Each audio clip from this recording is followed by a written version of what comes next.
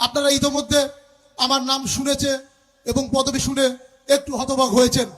আসলে এটাই বাস্তব হতবাক হওয়াই। এই প্রেক্ষিতে একটা কথা মনে আসে, 1000 বছরের গ্রিক দার্শনিক জন কিটসের কথা।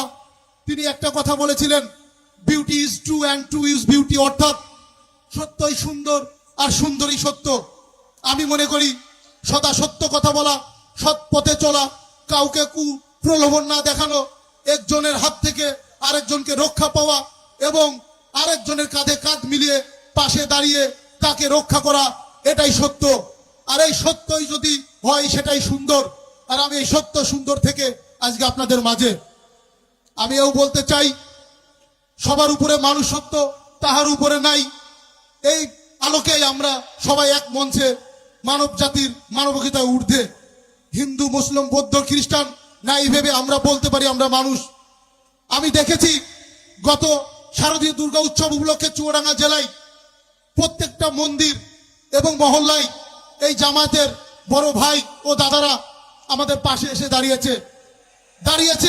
শুধু তাই নয়, সার্বক্ষণিক 24 ঘন্টা আমাদের দেখভার দায়িত্ব পর্যন্ত নিয়েছে, কিভাবে আপনার ধর্ম সুন্দর সুষ্ঠুভাবে পরিসমাপ্ত হয়। আমি কৃতজ্ঞতা জানাচ্ছি এবং তখনই আমি জানতে পেরেছি এই জামায়াতের পরিচয় কি। আমার ভালো লেগেছে ব্যক্তিগতভাবে।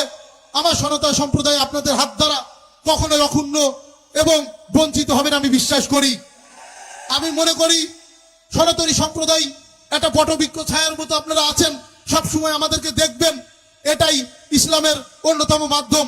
কারণ আমাদের সকল ধর্মের একটাই উদ্দেশ্য, লক্ষ্য সৃষ্টির কাছে পৌঁছানো। ধর্মীয় পক্ষে আমাদের হয়তো হতে পারে বিভিন্ন দিক, বিভিন্ন মত, কিন্তু আমরা তো মানুষ।